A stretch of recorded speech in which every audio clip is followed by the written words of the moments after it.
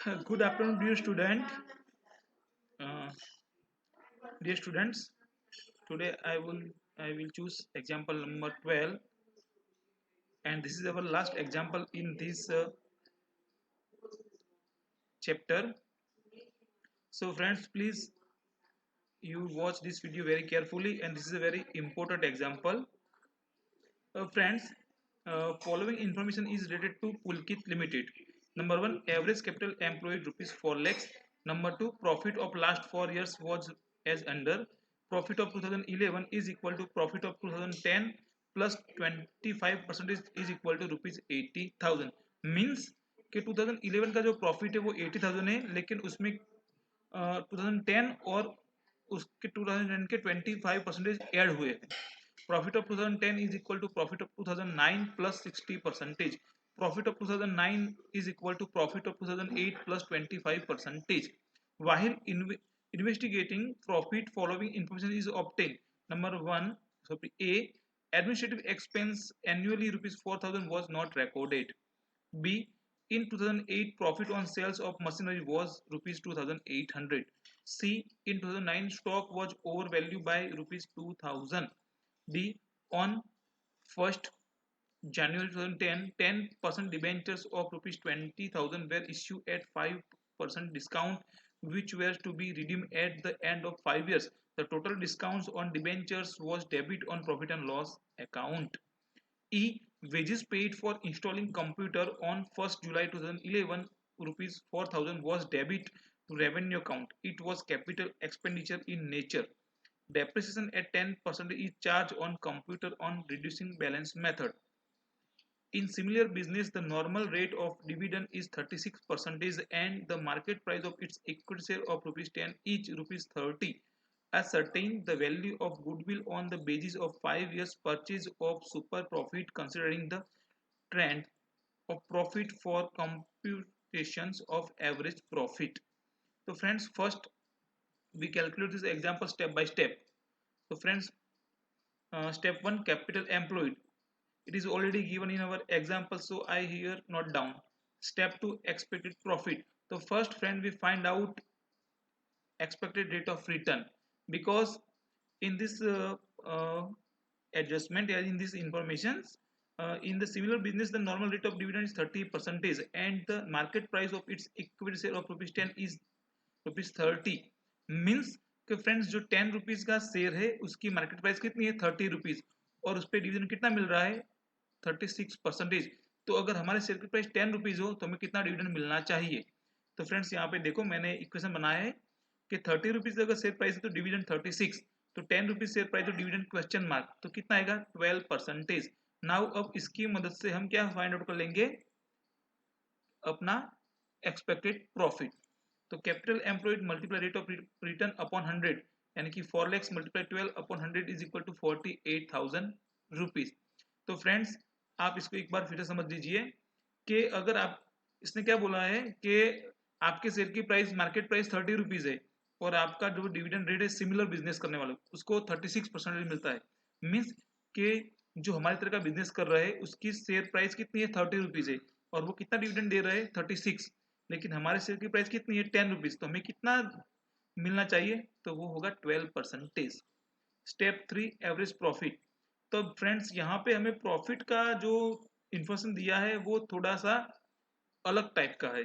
अब तक जितने भी हमने एग्जाम्पल देखे उससे बहुत ही अलग है. तो फ्रेंड्स कैसे उसको कैलकुलेट करना है हम देख लेते हैं. तो फ्रेंड्स यहाँ पे मैंने सबसे पहले क्या लिखा कि 2011 का प्रॉफिट कितना है 80,000. सो 2010 का प्रॉफिट कितना होगा तो क्वेश्चन मार्क. तो यहाँ पे देखो मैंने इक्वेशन बनाया है कि profit is equal profit of 2011 is equal to profit of 2010 plus 20% is equal to 80,000. So profit of 2010 plus 16,000, तो कैसे आया 16,000 तो 80,000 के 25%. तो यहाँ पे मैंने इसका देखो कैलकुलेशन किया है तो कितना हो गया 16,000. तब प्रॉफिट ऑफ 2010 तो 80,000 माइनस 60,000 इज इक्वल टू 64,000. तो 2010 का प्रॉफिट कितना हो गया 64,000 रुपीज. अब सेकंड पे चलते, 2010 का प्रॉफिट अगर 64,000 है तो 2009 का प्रॉफिट कितना होगा. तो यहाँ पे सेम कैलकुलेशन मैंने कर ली, तो वो 2009 में कितना आ गया हमारा 40,000 रुपीज. आप देख सकते हो मैंने कैसे कैलकुलेशन किया है. यहाँ पे 60% है, तो मैंने 64,000 का 60% लिया तो कितना आया 24%। तो 64,000 माइनस 24,000, तो 2009 का प्रॉफिट कितना हो गया 40,000 रुपीज। उसी तरह 2009 का प्रॉफिट कितना आया 40,000। तो अब 2008 का प्रॉफिट कितना होगा, तो फ्रेंड्स यहाँ पे देख लीजिए सेम कैलकुलेशन। तो यहाँ पे मैंने 40,000 का 25% किया तो कितना हो गया 8,000।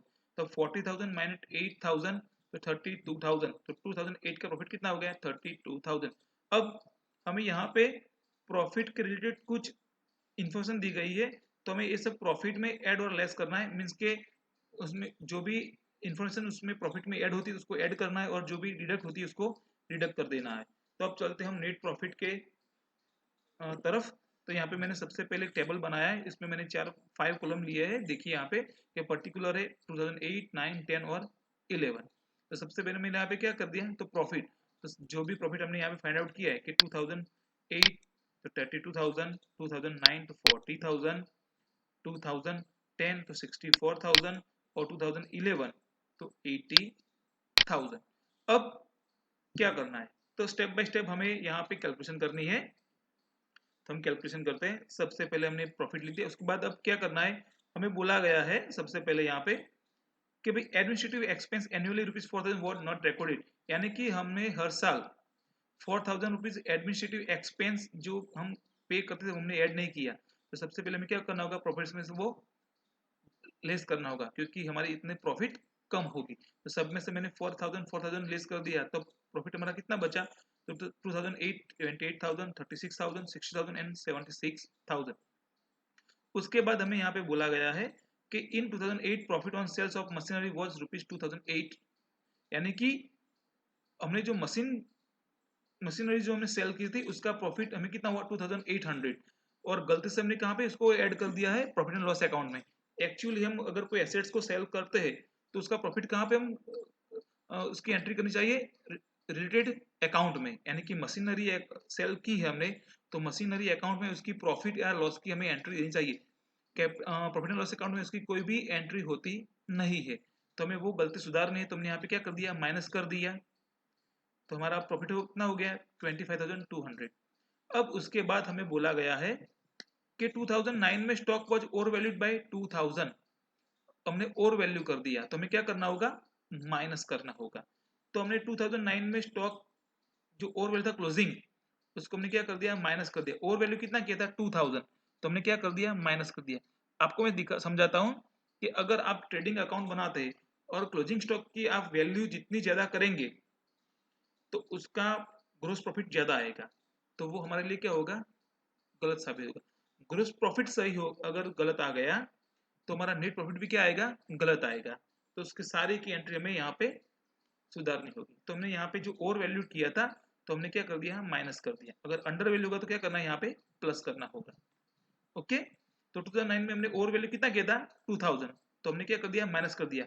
और उस जो 2009 का क्लोजिंग स्टॉक है वो 2011 में क्या होगा, ओपनिंग स्टॉक होगा। तो हमने यहाँ पे माइनस किया, तो यहाँ पे हमें क्या करना होगा, प्लस करना होगा। ऑपोजिट एंट्री करेंगे तभी वो प्रॉफिट जो वो मेंटेन हो जाएगा। तो हमने ऐड कर दिया 2000 स्टॉक में और वैल्यू ओपनिंग में 2000 प्लस कर दिया। तो देखो यहाँ पे माइनस किया, यहाँ पे प्लस किया, मीन्स हमारी क्रॉस एंट्री हो गई, प्रॉफिट मेंटेन हो गया। ओके फ्रेंड्स, तो अब हम चलते हैं प्रॉफिट कितना हो गया। तो आप देख लीजिए यहाँ पे प्रॉफिट हमारा आफ्टर एडजस्टमेंट के इतना हो गया 25,200, 34,000, 600, 62,000 एंड 76,000।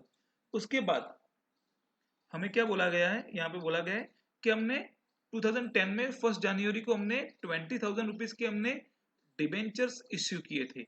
कैसे किए थे, 5% डिस्काउंट के साथ। और हमने गलती क्या कर दी कि पूरे के पूरे डिबेंचर पे जो डिस्काउंट था वो हमने प्रॉफिट एंड लॉस अकाउंट में डेबिट कर दिया। एक्चुअली क्या होता है कि डिबेंचर डिस्काउंट जो होता है उसका जो डिस्काउंट है, टोटल डिस्काउंट, वो हम बैलेंस शीट में एसेट साइड्स दिखाते हैं डिबेंचर डिस्काउंट में।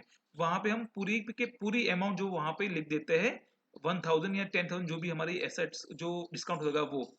और उसके बाद पर ईयर इंस्टॉलमेंट में हम जितना भी इंस्टॉलमेंट होता है, सपोज कि 200 होगा या 500 होगा, जो भी इंस्टॉलमेंट होता है वो हम प्रॉफिट एंड लॉस अकाउंट में डेबिट साइड उसको हम लिख देते हैं। लेकिन हमने क्या गलती की कि पूरे का पूरा जो 1,000 रुपीज था वो पूरा का पूरा 1000 रुपीज हमने 2010 में प्रॉफिट एंड लॉस अकाउंट में डेबिट कर दिया। अब उसके कारण क्या हुआ, हमारा पूरा प्रॉफिट जो है वो गलत आ गया। तब वो गलती हमें सुधारनी होगी। तो सबसे पहले हमें क्या करना होगा, डिबेंचर डिस्काउंट यहाँ पे हमें फाइंड आउट करना होगा, और उसके बाद पर ईयर हमें कितना डिस्काउंट जो डिडक्ट करना है वो हमें यहाँ पे लिखना होगा या फाइंड आउट करना होगा। तो चलते हैं फ्रेंड्स वहां पे। तो यहाँ पे देखिए मैंने ऐड किया है यहाँ पे। क्यों ऐड किया, क्योंकि हमारी गलती जो थी हमें वो करेक्शन करना होगा। तो हमने पहला डिबेंचर डिस्काउंट यहाँ पे कर दिया। तो 20,000 का 5% 1000। तो हमने 1000 क्या किया था यहाँ पे 2010 में, पूरा का पूरा वहां पे हमने डिडक्ट कर दिया था। वो गलती में सुधारनी है, इसलिए मैंने यहाँ पे क्या कर दिया, प्लस कर दिया। तो उसके बाद हमारा प्रॉफिट कितना आया, तो यहाँ पे आप देख सकते हो। अब हमें हमारी गलती सुधारनी है। अब हमें क्या करना है, पर ईयर कितना हमें डिडक्ट करना है। तो यहाँ पे टोटल कितना था 1000।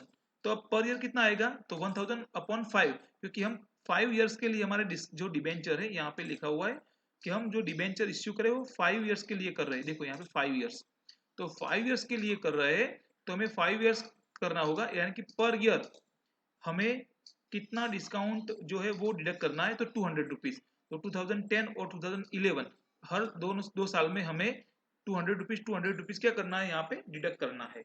तब तो उसके बाद हमारा प्रॉफिट कितना हो गया, तो आप देख सकते हो हमारा प्रॉफिट ये हो गया। 2010 में 62,800 हो गया, और 11 में 75,800 हो गया। अब उसके बाद हमने दूसरी गलती कर दी कि भाई हमने जो कंप्यूटर इंस्टॉलिंग का जो हमने 4,000 रुपये का जो 4,000 रुपीज का जो हमने खर्च किया था, वो हमने क्या कर दिया, रेवेन्यू अकाउंट में उसको लिख दिया है। एक्चुअली क्या होता है कि आप कोई भी एसेट्स हो उसको परचेज करते हो और उसके ऊपर आप उसका कोई भी खर्च या कोई भी एक्सपेंस आप पे करते हो, तो उसके अमाउंट में वो प्लस हो जाता है। क्योंकि आप फिक्स एसेट्स अगर परचेज करते हो तो उसका बेनिफिट हमें मोर देन 12 मंथ्स मिलने वाला है। और जो कैपिटल एक्सपेंस है उसकी एक डेफिनेशन है कि अगर आप कोई एक्सपेंस कर रहे हो और उसका बेनिफिट आपको मोर देन 12 मंथ्स मिलने वाला हो, तो आपको वो क्या करना होगा, उसको आपको कैपिटल एक्सपेंस में ले जाना होगा। और अगर लेस देन 12 मंथ्स मिल रहा है तो आपको उसको कहाँ पे ले जाना है, रेवेन्यू अकाउंट में। जैसे कि आप किसी भी लाइब्रेरी के आप पर ईयर के लिए अगर मेंबर बनते हो, जैसे कि अपने कॉलेज में आप पर ईयर अपना लाइब्रेरी कार्ड रिन्यू करवाते हो, तो वो क्या हुआ, रेवेन्यू एक्सपेंस हुआ। Okay friends. और आप किसी भी लाइब्रेरी के परमानेंट मेंबर बन जाते हो अगर 4,000 रुपीज क्या सब्सक्रिप्शन पे करके, तो आप वो कहाँ पे ले जाएंगे, आपका एक्सपेंस कैपिटल एक्सपेंस पे ले जाएंगे, क्योंकि आपको उसकी जो बेनिफिट है वो आपको क्या मिलने वाला है, मोर देन 12 मंथ्स मिलने वाला है, इसीलिए। तो अब हमने यहाँ पे जो गलती की है, हमने रेवेन्यू अकाउंट में डेबिट कर दिया था, तो उसके कारण हमारा जो प्रॉफिट है वो भी क्या हो गया, गलत हो गया। तब इसको क्या करना है, हमें प्लस करना होगा हमारे प्रॉफिट में, ताकि हमें सही प्रॉफिट मिल सके। तो चलते फ्रेंड्स, हम अब यहाँ पे इसको गलती हमारी सुधार लेते हैं, करेक्शन कर लेते हैं। तो चलते हैं यहाँ पे। तो यहाँ पे मैंने फ्रेंड्स क्या किया, एड इंस्टॉलिंग एक्सपेंस क्या कर दिया 4,000, क्योंकि वो कैपिटल एक्सपेंस था इसीलिए। तब हमारा प्रॉफिट कितना हो गया 2011 में 79,800। उसके बाद अब हमें बोला गया है कि आपको जो कंप्यूटर उस पर आपको 10% डेप्रिसिएशन आपको कैलकुलेट करना है। कैसे, तो रिड्यूसिंग बैलेंस मेथड पे। और हमने कब एक्सपेंस किया था, तो 1 जुलाई 2011। तो फ्रेंड्स यहाँ पे देखो मैंने पूरा लिखा हुआ कि डेप्रिसिएशन, तो 1 जुलाई 2011 टू 31 दिसंबर 2011, यानी कि 6 मंथ्स का। तो वो कितना आया 200 रुपीज। तो अब हमारा प्रॉफिट कितना हो गया लास्ट में, तो 2008 25,200, 2009 में 34,000, देन आफ्टर 2010 में 60,800, और 2011 में 79,600 रुपीज हमारा प्रॉफिट हो गया। उसके बाद हमारा वेटेज एवरेज प्रॉफिट हम फाइंड आउट कर लेते हैं। तो यहाँ पे मैंने दूसरा टेबल बना दिया है, तो आप देख सकते हो मैंने क्या किया है, सबका कैलकुलेशन कर दिया। तो अब 2008 में हमारा टोटल प्रॉफिट कितना होगा, वेटेज प्रॉफिट 25,200, 9 में 68,000, 10 में 1,88,400, और 11 में 3,18,400 रुपीज। हमारा टोटल जो वेट है वो 10, और टोटल प्रॉफिट होगा 6 लाख, यानी कि हमारा वेटेज एवरेज प्रॉफिट कितना होगा 60,000 रुपीज। अब उसके बाद उसके बाद हमें क्या करना है, स्टेप फॉर सुपर प्रॉफिट। तो उसका जो क्या है इक्वेशन, तो average profit minus expected profit. Average profit कितना है हमारा 60,000, एक्सपेक्टेड प्रॉफिट हमने फाइंड आउट किया था, वो कितना था 48,000 यहाँ पे। ओके, तो अब हमारा सुपर प्रॉफिट कितना हो गया 12,000। अब लास्ट स्टेप, स्टेप 5 गुडविल। तो super profit multiply number of years. तो सुपर प्रॉफिट कितना आया 12,000 और नंबर ऑफ ईयर्स हमें यहाँ पे बोला गया है कि हमें 5 ईयर्स के बेस पे, यहाँ पे देखो 5 ईयर्स के बेस को लेके हमें गुडविल फाइंड आउट करनी है। तो 12,000 मल्टीप्लाई 5 यानी कि 60,000 रुपीज हमारा जो है वो प्रॉफिट हो जाता है। तो फ्रेंड्स यहाँ पे हमारा एग्जाम्पल नंबर 12 भी खत्म हो गया और यहाँ पे हमारा गुडविल का चैप्टर है वो भी खत्म हो गया। अब आपको क्या करना है, जितने भी एग्जाम्पल मैंने आपको कैलकुलेट करवाए हैं उसके रिलेटेड एग्जाम्पल आपको कैलकुलेट करने हैं। अगर कहीं भी आपको कोई दिक्कत होती है तो प्लीज आप मेरे को बोल सकते हैं या मेरे को कमेंट कर सकते हैं मेरे यूट्यूब चैनल पे। थैंक यू, जय हिंद।